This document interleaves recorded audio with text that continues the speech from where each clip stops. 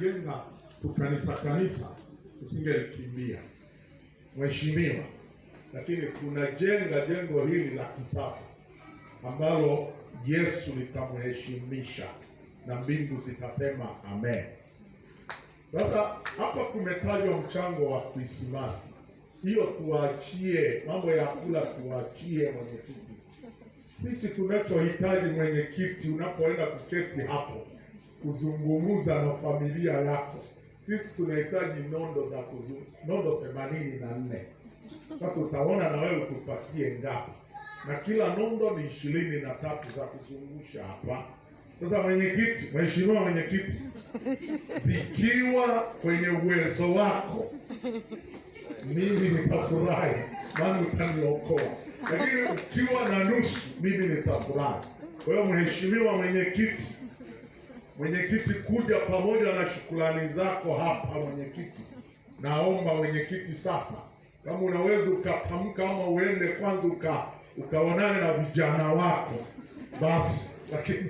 Lakini mwenyekiti, mimi ninatafuta mambo ya michango ya chakula. Mwenyekiti, niachie, nitayamaliza tu mimi maana ya kula, lakini tunahitaji msaada wenu kwenye nondo hizo 84. Mnatusaidia ngapi?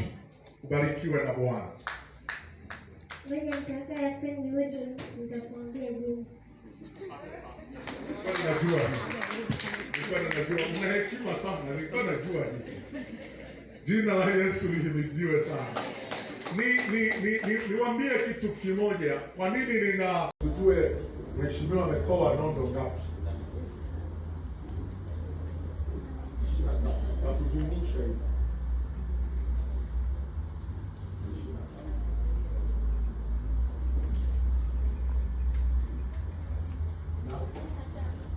Namba 13. Na hiyo 40 naenda ngapi? Hela ngapi? Nijue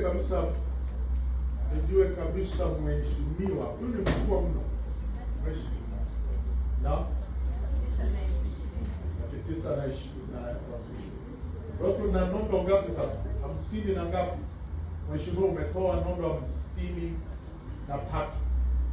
Sasa sijui sasa mheshimiwa kama unaweza ukakamilisha ili hesabu iwe nzuri ukawa na 50. Sijui kama hiyo una hiyo.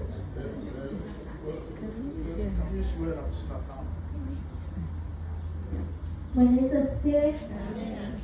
Ningependa kukamilisha iwe 53 yote kamili ishi. 55. Makofi kwa Yesu. Mungu akubariki sana mwanangu. Mungu akubariki sana.